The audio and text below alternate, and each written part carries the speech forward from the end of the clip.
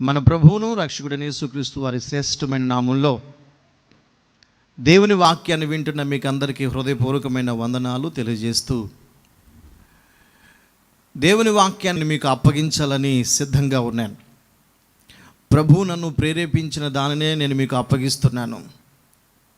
నా ప్రియమైన సహోదరి సహోదరులరా, బయట సమాజాన్ని మనం చూసినప్పుడు రకరకాలైనటువంటి పరిస్థితులు, రకరకాలైనటువంటి వృత్తాంతాలు మనకు కనబడుతుంటాయి. ఒకసారి మంచి వార్త వినబడుతుంది, మరొకసారి చెడ్డ వార్త వినబడుతుంది, మరొకసారి దుర్వార్త వినబడుతుంది. అసలు వినకూడనటువంటి సందర్భం, ఎన్నెన్నో మాటలు, ఎన్నెన్నో వార్తలు మనం వింటూనే ఉన్నాం. కొన్ని జీర్ణించుకుంటున్నాం, కొన్ని జీర్ణించుకోలేక భయపడిపోతున్నాం. ప్రస్తుత వాతావరణాన్ని అంతా గమనిస్తే ఏ రోజున ఏది వినాలో అనేటువంటి భయము, ఆందోళన యావత్ ప్రపంచాన్ని కూడా కుదిపేస్తున్నటువంటి సంఘటనలే. ఇలాంటి పరిమాణాలు కలిగినటువంటి ఈ దినాల్లో దేవుని పిల్లలు దేవుని మహాకృపలో దాచబడుతున్నారు, దేవుని కృపలో సంరక్షించబడుతున్నారు.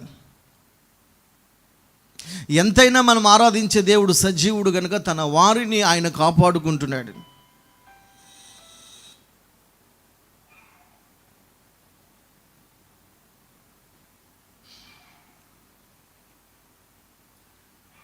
కోడి తన పిల్లల్ని రెక్కల కింద ఎలాగూ చేర్చుకొనునో,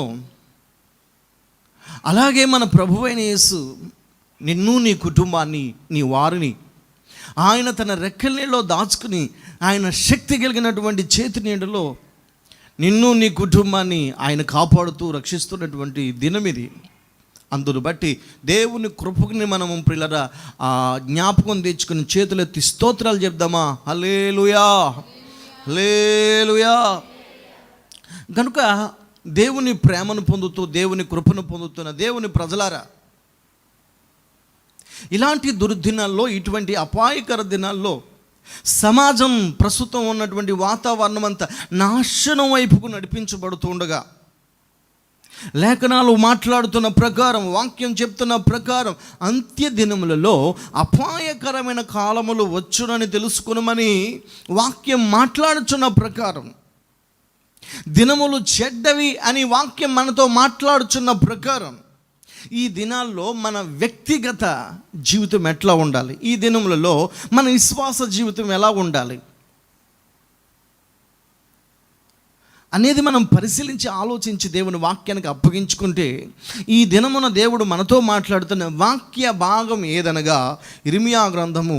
చూడండి, ఇర్మియా గ్రంథము 10వ అధ్యాయము 17వ వాక్యాన్ని చదువుకుందాం.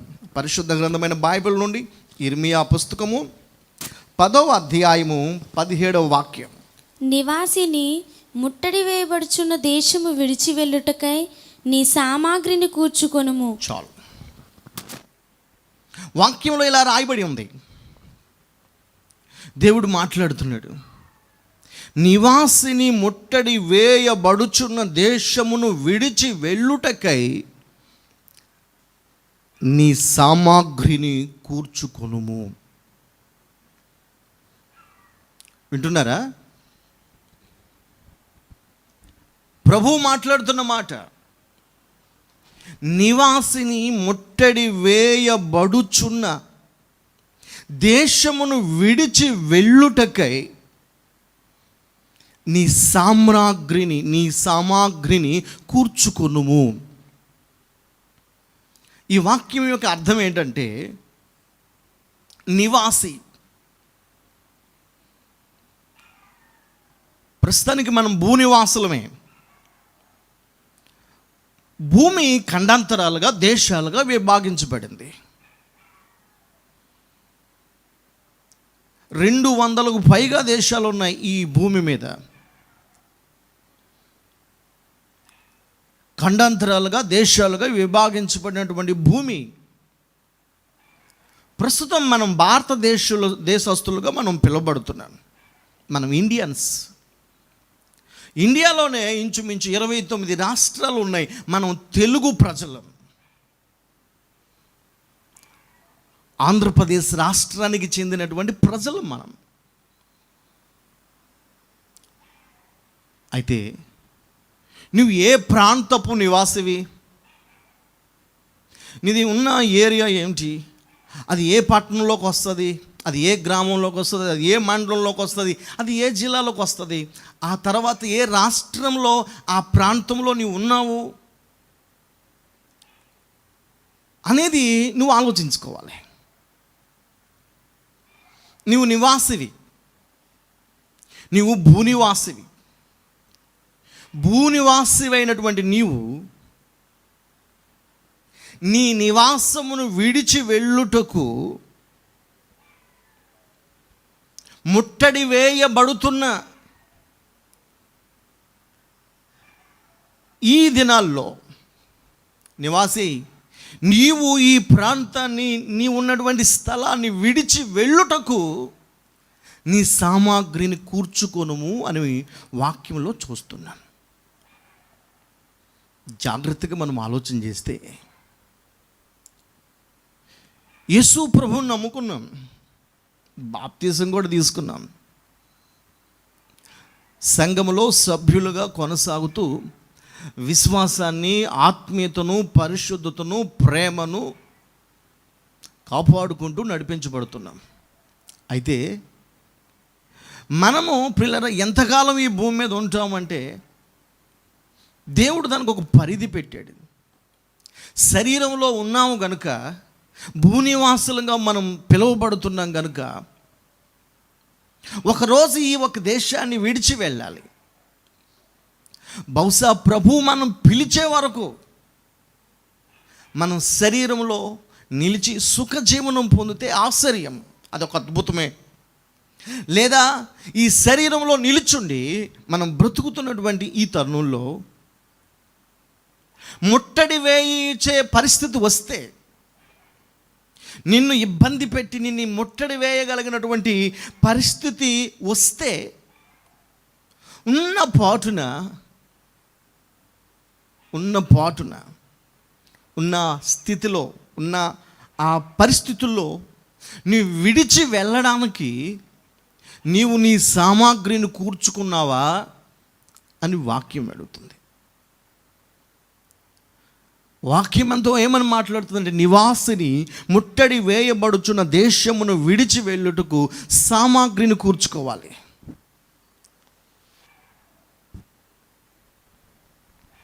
మీకు అర్థం అవడానికి మరికొన్ని మాటలు ప్రభు మీకు చెప్పనివ్వండి.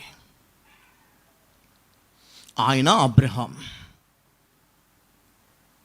దేవుడు పిలవగానే కల్దీల దేశమైన ఊరు అనే ప్రాంతాన్ని విడిచి సమస్తాన్ని సమకూర్చుకుని దేవుని పిలుపుకు లోబడి, దేవుని నడిపింపులో దేవుడు వెళ్ళమన్న చోటుకు వెళ్ళాడు.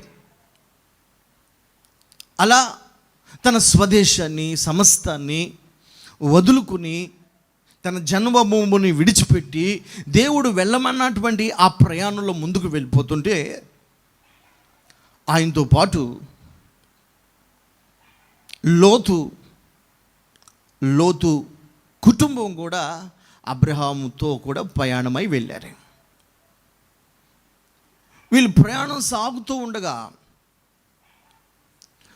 వారు అక్కడక్కడ అనుకూలమైనటువంటి వాతావరణంలో, ఏరియాలో వారు డేరాలు వేసుకుని, గుడారాలు వేసుకుని ఆ ప్రాంతంలో పశువులు మేపుకుంటూ, అటు తర్వాత వాళ్ళు దేవుని నడిపింపు మేరకు, దేవుని యొక్క ఆజ్ఞ మేరకు వాళ్ళు ముందుకు నడుచుకుంటూ వెళ్ళిపోతున్నారు.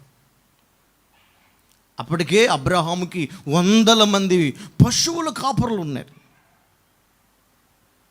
100 మంది పశువులు అబ్రహాము కలిగి ఉన్నాడు కనుక అతని యొక్క కాపరులు, అతని సేవకులు, పనివారే ఇంచుమించు 400కు పైగా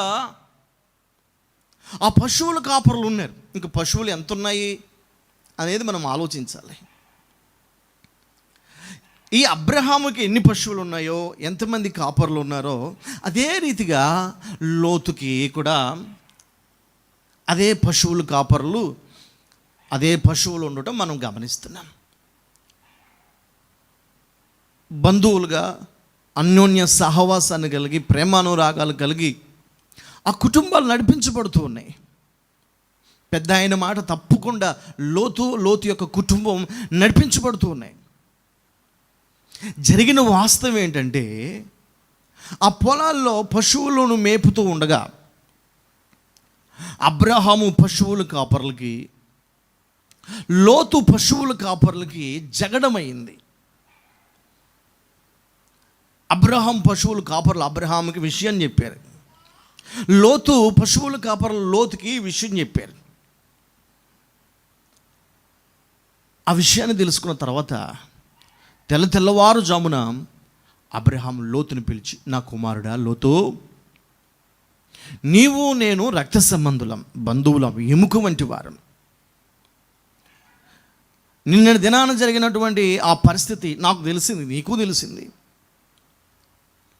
మనమా బంధువులం, కలిసి ఉండాల్సిన వాడు, ప్రేమానురాగాలు పంచుకోవాల్సిన వారం. మనం జగడవాడడం తగదు. స్థలం ఇరుకుగా ఉంది నాన్న, మన ఆస్తి ఎక్కువగా ఉంది, పశువులు ఎక్కువగా ఉన్నాయి, పనివారు ఎక్కువగా ఉన్నాం. కాబట్టి ఇలాగ కలుసుంటే మనకు ప్రేమ పోద్ది. ఇప్పుడు మాట్లాడుకుంటున్నాం కనరా, తర్వాత మనం మాట్లాడుకునే పరిస్థితి ఉండదు, చూపులు కూడా చూసుకోం, తప్పుకుపోతాం. లోతా, కాబట్టి 4 దిక్కులు ఉన్నాయి. బహుశా నేను నీకు ఇష్టమైతే తూర్పుకు వెళ్ళిపోతాను, నువ్వు పరముడికి వెళ్ళు. లేదా నువ్వు దక్షిణానికి వెళ్తావా, దక్షిణానికి వెళ్ళు, నేను ఉత్తరానికి వెళ్ళిపోతాను. ఒకసారి ఆలోచించు, ఎందుకు మనకి గొడవలు అని పెద్ద అయిన అబ్రహాం లోతుకు చెప్పాడు. లోతు కనెలెత్తి చూసేటడికి సొదొమ గొమొర్రా ప్రాంతం ఏదెను తోట వలె పచ్చిక బయలుతో చాలా ఆహ్లాదకరంగా ఉంది. డాడీ, నేను ఈ ప్రాంతానికి వెళ్ళిపోతాను, సొదొమ గొమొర్రా వైపు వెళ్తున్నాను అని చెప్పి తన కుటుంబాన్ని చేత పట్టుకుని, పనివారిని చేత పట్టుకుని, పశువులన్నింటినీ పట్టుకుని సొదొమ గొమొర్రాకు వెళ్ళిపోయాడు. సొదొమలో తన కుటుంబాన్ని అక్కడ ఒక నివాసం ఏర్పాటు చేసుకుని, తన పనివారిని అక్కడ పెట్టుకుని ఆ విస్తారమైనటువంటి పశువుల్ని పెంచుకుంటూ పోషింపబడుతున్నాడు లోతు. చూడ్డానికి ఆ సొదొమ గొమొర్రా పచ్చగా ఉంది. ఊరంటారా, చాలా సూపర్గా ఉంది పచ్చదనంతో. వారికి ఏమీ తక్కువ లేదు, అన్నీ ఉన్నాయి. డబ్బు ఉంది, ఐశ్వర్యం ఉంది, పాడి పంటలు అన్నీ ఉన్నాయి, ఆరోగ్యాలు కూడా ఉన్నాయి. కనుక ఆ ప్రాంత వాసులు ఏం చేస్తున్నారు, ఇచ్చలవిడిగా బ్రతకడం ప్రారంభించారు. ఊరు మాత్రం చాలా ఆశీర్వాదకరంగా ఉంది, ప్రజల యొక్క మనోభావాలన్నీ చెడ్డగా ఉన్నాయి. ఈ సొదొమ గొమొర్రాను గురించినటువంటి మొర దేవుని సన్నిధిలోకి చేరిందట. వారి చెడ్డ స్థితి దేవుని యొద్దకు వెళ్ళిందంట, మొర పెడుతుందంట. అయ్యా, ఈ భయంకరమైనటువంటి వ్యసనం, ఆ ఇచ్చ ఒకసారి జ్ఞాపకం తెచ్చుకొని, సొదొమ గొమొర్రాలో జరిగినటువంటి ఆ పాప కార్యాలన్నిటినీ దహించి వేయడానికి దేవుడు తన దూతల్ని పంపాడు. అబ్రహాము యొక్క కోరిక మేరకు లోతు కుటుంబాన్ని రక్షించడానికి అబ్రహాముకు మాట ఇచ్చాడు దేవుడు. అందుకని ఆ దూతలు వెళ్ళి అబ్రహాం కుమారుడైనటువంటి లోతు భార్య, వారి పిల్లల్ని విషయం, ఇదిగో ఈ ప్రాంతంలో భయంకరమైనటువంటి ప్రళయం రాబోతుంది, భయంకరమైనటువంటి దేవుని తీర్పు రాబోతుంది, ఉగ్రత రాబోతుంది. కాబట్టి ఈ ప్రాంతాన్ని విడిచిపెట్టండి, మీరు ఇదిగో అదూరంగా ఉన్నటువంటి పర్వతానికి మీరు వెళ్ళిపోవాలి. రండి అంటే వాళ్ళు తడువు చేస్తున్నారే, రండి అంటే వాళ్ళు ఏం చేస్తున్నారంటే జాగారం చేస్తున్నారు. సమయం మించిపోతుంది, ఇది అపాయం, ఇది దుర్దినం, ఇది చెడు దినం, మంచిది కాదు, మీరు రండి అని అంటే వాళ్ళు ఇంకా ఇంకా ఇంకా ఇంకా తడువు చేస్తున్నారు. ఆ దూతలో లోతు భార్యని, లోతుని, అతని కుమార్తెలు ఇద్దరిని వారి చేతులు పట్టుకుని అలాగ లాక్కుంటూ వచ్చేసాయి. ఆ ఊరు వెనపలకు దాకా తీసుకొచ్చి వారిని విడిచిపెట్టేసాయి. ఒకటే ఆజ్ఞ, కండిషన్ ఏంటంటే మీరు ముందుకు పరిగెత్తుకుంటూ వెళ్ళిపోవాలి, వెనుదిరిగి చూడకూడదు, వెనక్కి తిరిగి చూడకూడదు. ముందున్న పర్వతం దగ్గరికి వెళ్ళిపోవాలి, పరిగెత్తుకుంటూ వెళ్ళిపోండి. మీ ప్రాణాలు దక్కించుకుంటూ వెనుదిరిగి చూడొద్దు. ఈ ప్రాంతం అంతటి మీద దేవుని తీర్పు ప్రారంభమైంది కాబట్టి అగ్ని గంధకాలు అనేటువంటివి కురుస్తాయి. మహాతాపం ఈ ప్రాంతాన్ని అంటుకోబోతుంది. జాగ్రత్త, వెనుదిరిగి చూడొద్దు, వెనక్కి చూడొద్దు, ముందుకే వెళ్ళిపోండి అని ఆ దేవునితులు చెప్పగానే చెప్పారు. వాళ్ళు పరిగెత్తుతున్న సమయంలో పిల్లలిద్దరూ కంగారుగా వెళ్ళిపోతున్నారు. తర్వాత శ్రీమతి లోతు కూడా ముందుకు వెళ్తుంది. వెనక్కి ఉండి పదండి అని చెప్పేసి వారిని కంగారు పెడుతూ వెనకాలే ఉండి ఈయన పరిగెత్తుతున్నాడు లోతు భార్య పరిగెడుతుంది కానీ అడుగులు ముందుకు వెళ్ళట్లేదు. పరిగెత్తుతుంది కానీ పిల్లరా ముందుకు కదలలేకపోతుంది. వెనకాల ఉన్నటువంటి ప్రెజర్కి, ఒత్తిడికి కొంచెం ముందుకు అడుగులేస్తుంది కానీ ఆమె ముందుకు సాగలేకపోతుంది. ఆమె ముందుకు వెళ్ళలేక ఒక్కసారి వెనుదిరిగి చూసింది. వాక్యం చెప్పగానే చెప్పింది, ఆమె ఉప్పు స్తంభమాయను. చెప్పండి, లోతు భార్య ఏమైపోయింది? ఉప్పు స్తంభమాయి అగ్ని గంధకాలలో కాల్చబడిపోయింది. గమనించారా? వాక్యం ఏమని చెప్తుంది? ఆ ప్రాంతాన్ని విడిచి వెళ్ళిపోవాలి. లోతు పిల్లల్లాగా వారు ఆ ప్రాంతాన్ని విడిచి వెళ్ళిపోయే పరిస్థితి, ముందుకు వెళ్ళిపోతున్నారు. ఈ ముగ్గురులాగా ఈ ఇల్లాలు, ఈ లోతు భార్య ముందుకు పరిగెట్టట్లేదు. ఎందుకు స్లో అయిపోయిందంటే, ఎందుకు వెనక్కి తిరిగి చూసిందంటే, ఆమె సామాగ్రి అంతా విడిచి వచ్చినటువంటి దాని మీదనే పిల్లరా అప్పగించుకుంది. ఆమె మనసు, ఆమె ధ్యాస సొదొమ మీదనే ఉంది, విడిచి వచ్చిన దాని మీదే ఉంది. వాక్యం అంటుంది, నివాసిని ముట్టడి వేయబడుచున్న దేశమును విడిచి వెళ్ళాలి అంటే నీ సామాగ్రి నీవు కూర్చుకోవాలి.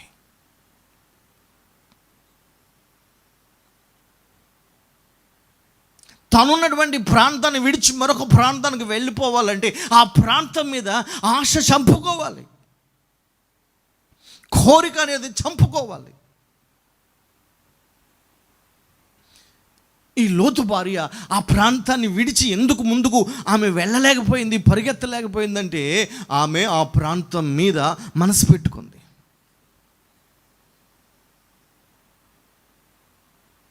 వాక్యంలో మనం చూస్తున్నాం, సామాగ్రిని కూర్చుకోవాలి. ఏమిటి ఆ సామాగ్రి? నీ కళ్ళు, నీ నోరు, నీ చెవులు, నీ నాలుక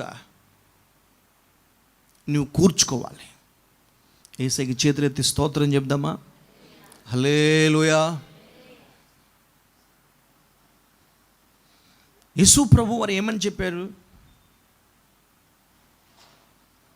లోతు భార్యని జ్ఞాపకం తెచ్చుకోమన్నాడు.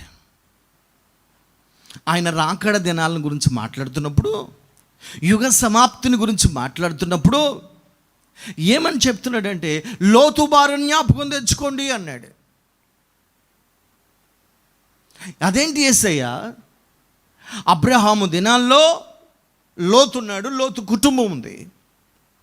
అబ్రహాము దినాల్లో జరిగినటువంటి ఒక చరిత్ర ఎందుకు జ్ఞాపకం తెచ్చుకోమంటున్నావు అని అడిగితే, ప్రభువు అప్పటికి ఏమని చెప్తున్నాడంటే, అయ్యా నీ రాకడకు సూచనలేంటి, యుగ సమాప్తికి సూచనలేంటి అని అడిగితే, నా రాకడ, మనుష్య కుమారుని రాకడ ఎట్లా ఉంటుందంటే, ఇదిగో నోహవు దినాల వలె ఉంటుంది. మనుష్య కుమారుని రాకడ ఎలాగుంటుందంటే, లోతు దినాల్లో ఉన్నట్టు ఉంటుంది.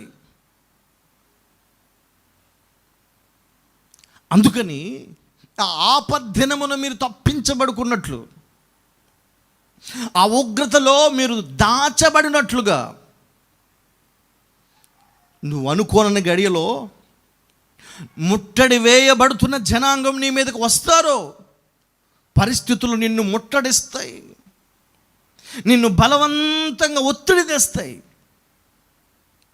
నివాసి, నిన్ను ముట్టడి వేయబడుచున్న ఆ పరిస్థితులు రాకముందే నువ్వున్న ప్రాంతాన్ని విడిచి వెళ్ళుటకు నీ సామాగ్రిని కూర్చుకొనుము. నీ కళ్ళు, నోరు, ముక్కు, చెవులు, చేతులు, కాళ్ళు, ఈ సామాగ్రిని కూర్చుకోవాలట.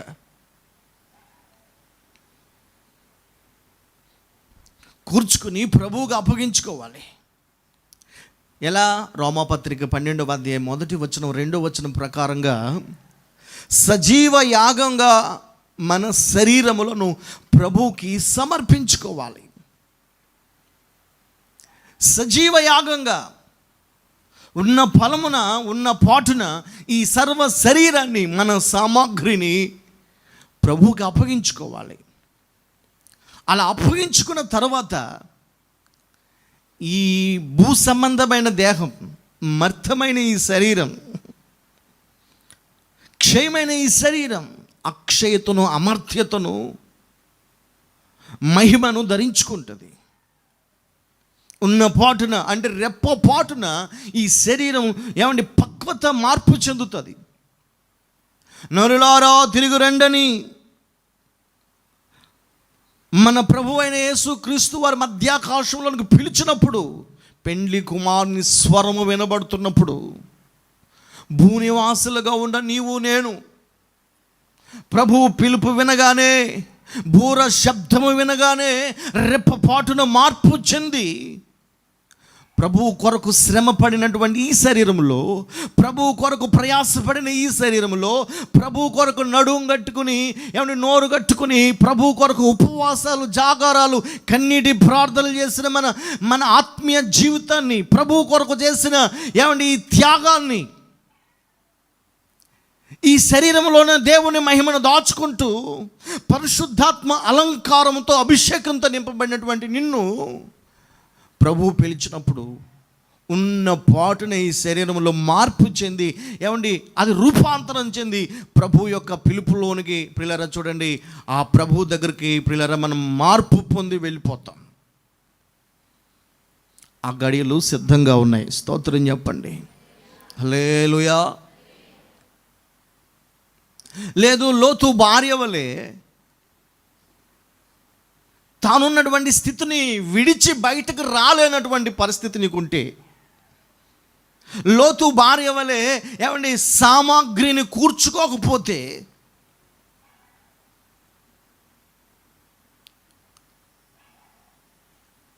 అగ్ని గంధకములలో కాల్చివేయబడినట్టు, ఉప్పు స్తంభం అయిపోయినట్టు భూమికి పెంటగా మారిపోతామేమో తప్ప ప్రయోజనమేమీ ఉండదు. వాక్యం వింటున్న దేవుని ప్రజలారా, నివాసిని ముట్టడి వేయబడుచున్న దేశమును విడిచి వెళ్ళుటకు సామాగ్రిని కూర్చుకోమని వాక్యం చెబుతుండగా, నీ సర్వ శరీరాన్ని ప్రభువుకు అప్పగించుకొని, సజీవయాగంగా పరిశుద్ధాత్మగా అప్పగించుకొని, పరిశుద్ధాత్మ అగ్ని అభిషేకంలో నడిపించబడుతూ దేవుని యొక్క పిలుపు కొరకు, బూర శబ్దం కొరకు ఎదురు చూద్దాం. ప్రభు మనకు సహాయం చేయనుగాక.